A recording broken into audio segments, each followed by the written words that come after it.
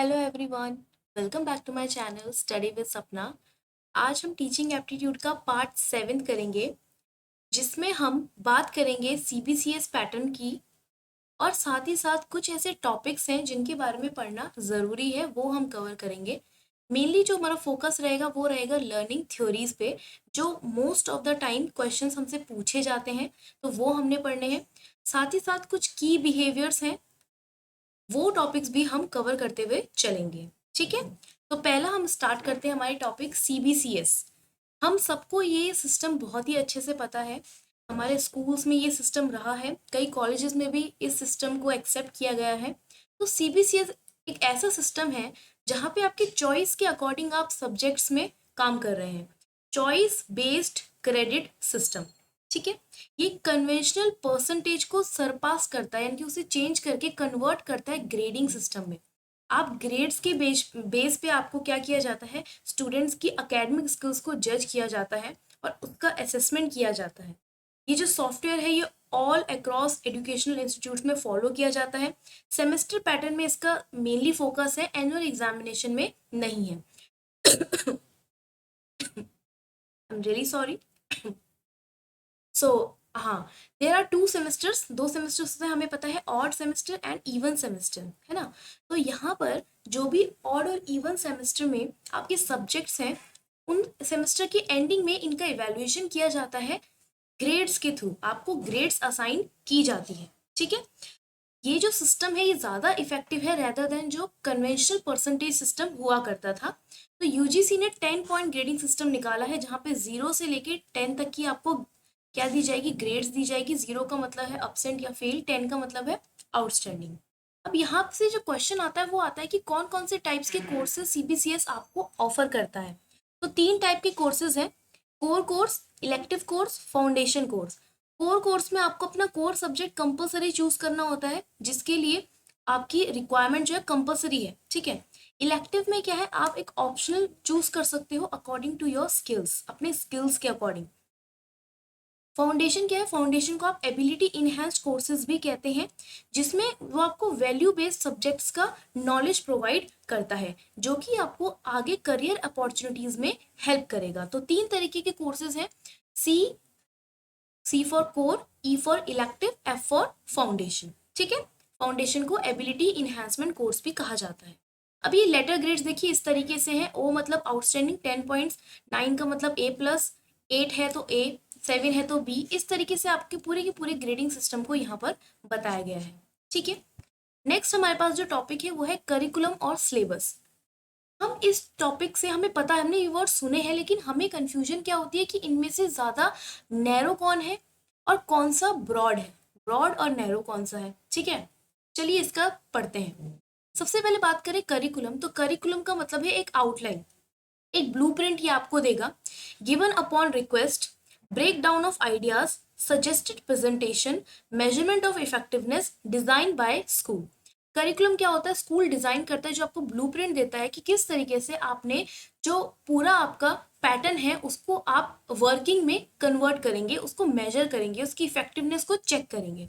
Syllabus क्या करता है, सिलेबस बताता है कि पर्टिकुलर कोर्स में आपके पास कौन कौन से सब्जेक्ट्स हैं और उन सब्जेक्ट्स को कवर करने के लिए क्या क्या क्लासेस आपके लिए रिक्वायरमेंट होंगी। So descriptive course list during class होती है, ओवरव्यू ऑफ क्लास का करते हैं, made and design by the teacher. So curriculum कौन होता है, जो स्कूल डिजाइन करता है, सिलेबस आपके टीचर्स डिजाइन करते हैं। ठीक है, एक और डिफरेंस का चार्ट देखिए, सिलेबस एक ऐसा डॉक्यूमेंट है जो कंटेन करता है सब्जेक्ट के सारे कंसेप्ट्स को, वही करिकुलम है जो सारे के सारे कंटेंट को कवर करता है जो किसी भी कोर्स में होते हैं। तो करिकुलम यहाँ पे क्या है, वाइड है। ठीक है, यहाँ पे लिखा भी है देखिए, वाइड और ये नैरो। सिलेबस एक ग्रीक टर्म है, करिकुलम एक लैटिन टर्म है। सिलेबस जो है सब्जेक्टिव होता है, करिकुलम पूरे कोर्स के अकॉर्डिंग सेट किया जाता है। सिलेबस डिस्क्रिप्टिव है, करिकुलम प्रिस्क्रिप्टिव है। ठीक है, सिलेबस आपका एग्जाम बोर्ड सेट करता है, करिकुलम आपका गवर्नमेंट या फिर आपकी इंस्टीट्यूशन सेट करते हैं। सिलेबस एक फिक्स टाइम का होता है, नॉर्मली अ ईयर, लेकिन करिकुलम जब तक आपका कोर्स स्टार्ट होता है, मतलब शुरू से लेके आखिरी तक जितना भी चीजें हैं वो आपके करिकुलम के अंदर आता है। ठीक है, नेक्स्ट हमारे पास है यहाँ पे कुछ इंपॉर्टेंट डेट्स। सो ये आपके पास इंपॉर्टेंट डेट्स हैं जो कि आपके एग्जाम में हो सकता है पूछ ली जा सकती है, तो इनको आप एक बार देख लीजिएगा। ज़्यादा टफ नहीं है, एक बार बस आपको रीडिंग करनी है, गो थ्रू करना है, ठीक है। अब हमारा जो एक और इम्पॉर्टेंट टॉपिक है जहाँ से एनटीए बहुत ज़्यादा क्वेश्चन पूछ रहा है 2020 में और 2021 में, क्वेश्चन बहुत ज़्यादा रिपीट हुआ है, की बिहेवियर्स और हेल्पफुल बिहेवियर्स। तो पहले की बिहेवियर्स पढ़ते हैं। इफेक्टिव टीचिंग, टीचिंग को और ज़्यादा इफेक्टिव बनाने के लिए क्या ऐसे 5 एलिमेंट्स हैं जो एक की रोल प्ले करते हैं, ठीक है। तो पहला है लेसन क्लैरिटी, यानी कि जो भी चीज़ें आप पढ़ रहे हैं, लर्नर्स को प्रोवाइड कर रहे हैं, जो आइडियाज़ हैं वो क्लियर होने चाहिए, ठीक है। इंस्ट्रक्शनल वैरायटी, यानी कि आप जो भी इंस्ट्रक्शंस अपने स्टूडेंट्स को दे रहे हैं उसमें डिफरेंट टीचिंग टूल्स का इस्तेमाल हो, ताकि वो अपनी मेमोरी में कोई भी इंफॉर्मेशन को लॉन्ग टर्म के लिए रिटेन कर सकें। टीचर टास्क ओरिएंटेशन, इसका क्या मतलब है? To maximize the time spend teaching, be sure to handle inevitable interruptions quickly, expedite the giving and collection of materials, prevent or quickly put an end to distracting behavior, organize lessons well and establish smooth transitions। Teacher का task orientation का यहाँ पे क्या मतलब है?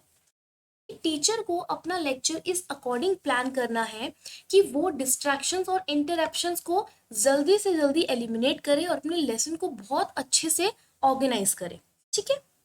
Next है engagement in the learning process. Engagement का मतलब है क्लास जो है मोनोटोनस नहीं होनी चाहिए, एक स्केड्यूल होना चाहिए जहाँ पे कंफ्यूजन ना हो, बच्चों को कुछ रूल सेट किए गए हों और बच्चे अपने इंटरेस्ट के अकॉर्डिंग, और साथ ही साथ टीचर्स उन्हें इस तरीके से काम करवाएं उनसे कि जो उनका ग्रुप वर्क है या उनका सीट वर्क है, ठीक है, ये उनके अंदर कोऑर्डिनेशन को डेवलप करे और उनकी लर्निंग प्रोसेस बहुत इंगेज तरीके से हो। नेक्स्ट है आपका स्टूडेंट सक्सेस रेट। इसका मतलब है कि कितने परसेंट स्टूडेंट्स हैं जो अपना टास्क टाइम पे कंप्लीट कर रहे हैं और मटेरियल को अंडरस्टैंड कर रहे हैं, ठीक है। तो की बिहेवियर्स को लर्न करने के लिए की बिहेवियर्स को आप लर्न कर सकते हैं लाइट्स, ये इसका शॉर्ट ट्रिक है। L for lesson clarity, I for instructional variety, T for teacher task orientation, E for engagement, S for student success rate, ठीक है। नेक्स्ट इसी तरीके से हमारे पास आते हैं कुछ हेल्पफुल बिहेवियर्स। जैसे कि कुछ की बिहेवियर्स हैं वैसे ही कुछ हेल्पफुल बिहेवियर्स हैं। अगर आपको लाइट्स याद हो जाएगा तो उसके अलावा जितने भी एलिमेंट्स हैं वो आपके क्या कहलाएंगे? Helpful behaviours. हेल्पफुल बिहेवियर्स का मतलब जो टीचिंग को और अच्छा बनाने के लिए हेल्प करते हैं, जैसे कि स्टूडेंट के आइडियाज़ को यूज़ करना, स्टूडेंट्स आपको कुछ नई तरीके की चीज़ें बता रहे हैं उसको आप इन्वॉल्व कीजिए। स्ट्रक्चरिंग करना, स्ट्रक्चरिंग का मतलब है अपने कंटेंट को री करना और एक रिलेशन डेवलप करना अपने कंटेंट के साथ और स्टूडेंट के साथ। Teacher should give organize lessons of what is to come and summarize what has been taught. Structured wise अपने लेसन्स को प्लान करना कि क्या आगे होने वाला है और क्या ऑलरेडी हो चुका है, विद रिविजन चीज़ों को कवर करना। क्वेश्चनिंग का मतलब है कि डिफरेंट टाइप्स के क्वेश्चन पुटअप करना बच्चों से, ताकि उनकी जो है प्रॉब्लम सॉल्विंग स्किल और थिंकिंग स्किल्स जो है वो डेवलप हो सके। प्रोबिंग, प्रोबिंग का मतलब है स्टूडेंट के रिस्पॉन्सेस को उनसे कलेक्ट करना, उनके आइडियाज़ को इलेबोरेट करना और उन्हें हेल्प करना कि वो कंटेंट पे फोकस कर सकें, कुछ नई चीज़ें डिस्कवर कर सकें, ना कि जो उन्हें बस बता दिया है वो उसी को फॉलो करें, ठीक है। प्रोबिंग का मतलब है खुद से उनके अंदर क्यूरियोसिटी आए और वो क्वेश्चंस पुट अप करें। टीचर इफेक्ट का मतलब क्या है? टीचर लर्नर रिलेशनशिप आपको बिल्ड करना है, एक स्टूडेंट रिलेशनशिप एक अच्छा बिल्ड करना है, ताकि आप अपने स्टूडेंट्स से अच्छे से कम्युनिकेट कर सकें और एक एंथुसियाज्म आपके अंदर होना चाहिए। सो यहाँ पे क्या है? Structuring, questioning, probing, teaching and using student ideas. So ये आपके हेल्पफुल बिहेवियर्स थे और ये आपके की बिहेवियर्स हैं। नेक्स्ट हमारा very very very important topic है लर्निंग थ्योरीज। लर्निंग थ्योरीज का मतलब है कि किस तरीके से स्टूडेंट लर्न करता है, उसके हमने 3 क्लासिफिकेशन करे हैं। पहला है बिहेवियरिज्म, दूसरा है कॉग्निटिविज्म, तीसरा है कंस्ट्रक्टिविज्म। बिहेवियरिज्म का मतलब है जब कोई भी स्टूडेंट बिहेवियर के थ्रू क्या करता है, चीज़ों को सीखता है। Learning and behaviour changes are acquired by linking stimuli and response. Cognitivism में क्या होता है, जब स्टूडेंट इंफॉर्मेशन को प्रोसेस करने के बाद नई चीज़ों को ऑर्गेनाइज करता है, कनेक्ट करता है, थिंकिंग डेवलप करता है। सो लर्निंग एक इंटरनल है और एक रिजल्ट है student processing organizing new information. वही कंस्ट्रक्टिविज्म का मतलब क्या होता है, जहाँ पे स्टूडेंट नई नॉलेज को क्रिएट करता है थ्रू हिज और हर पास्ट एक्सपीरियंसेस, ठीक है। ये देखिए बिहेवियरिज्म मतलब व्हाट, बिहेवियरिज्म क्वेश्चन बिहेवियरिज्म क्या वर्ड को क्वेश्चन करता है, कॉग्निटिविज्म हाउ को क्वेश्चन करता है, कंस्ट्रक्टिविज्म वाई को कॉन्सेप्ट वाई क्वेश्चन करता है। सो यहाँ पे देखिए बिहेवियर क्या हो जाएगा आपका व्हाट, कॉग्निटिज्म हाउ किस तरीके से आप सोचेंगे, कंस्ट्रक्टिज्म आप क्यों किस चीज को क्रिएट कर रहे हैं, ठीक है। तो बिहेवियरिज्म फोकस करता है ऑब्जर्वेबल मेजरेबल बिहेवियर्स पे। Public library applications include memorisation task and summer reading reward systems. Cognitivism में हाउ यानी कि किस पे कैसे आप किसी भी चीज को सीखेंगे। कंस्ट्रक्टिविज्म में कि लर्नर्स के खुद का रोल क्या है अपनी ही लर्निंग में, ठीक है ना। तो behaviourism, cognitivism and constructivism. So behaviourism पहला है, बिहेवियरिज्म एक ऐसा स्कूल ऑफ थॉट है जो साइकोलॉजी में मेनली बात करता है, जहाँ पे आप सिर्फ और सिर्फ ऑब्जर्वेशन के थ्रू क्या करते हैं, चीज़ों को सीखते हैं। तो पहला है मतलब किसने दिया था आपको ये, जॉन बी वॉटसन, वॉटसन ने दिया था, ठीक है। 1913 में इन्होंने अपने पेपर में से पब्लिश किया था, psychology as the behaviourist views. तो ये एक मेंटल प्रोसेस है जहाँ पे जो लोग होते हैं वो लर्निंग किस तरीके से करते हैं, दूसरों के बिहेवियर को ऑब्जर्व करके। तीन टाइप की लर्निंग होती है यहाँ पे, classical, operant and observational. Classical, operant and observational. So classical क्या है कि एक neutral stimulus is associated with a natural response. आपने सीटी बजाई, सीटी बजाई और खाना रख दिया और डॉग ने इमेजिन किया कि ठीक है सीटी बजाई इसका मतलब मुझे खाने के लिए बुला रहे हैं। वही response is increase due to री और पनिशमेंट। ऑपरेंट में क्या होता है, अगर आप अच्छा काम करते तो आपको रिवॉर्ड मिलता है, अगर आप गलत काम करते तो आपको पनिशमेंट मिलती है। ऑब्जर्वेशन में क्या होता है, देखिए ये बिग डैडी अपनी टी शर्ट्स क्या कर रहे हैं, मतलब कपड़ों को क्या कर रहे हैं, फोल्ड कर रहे हैं, तो बच्चा भी वही सीख रहा है। तो ऑब्जर्वेशन मतलब सिंपली आप ऑब्जर्व कर रहे हैं और दूसरों को और उसके अकॉर्डिंग सीख रहे हैं। सो क्लासिकल कंडीशनिंग एक ऐसी लर्निंग प्रोसेस है जो एक स्टिमुलस और रिस्पॉन्स के बारे में बात करती है, एक स्टिमुलस और रिस्पॉन्स के बारे में बात करती है, ठीक है।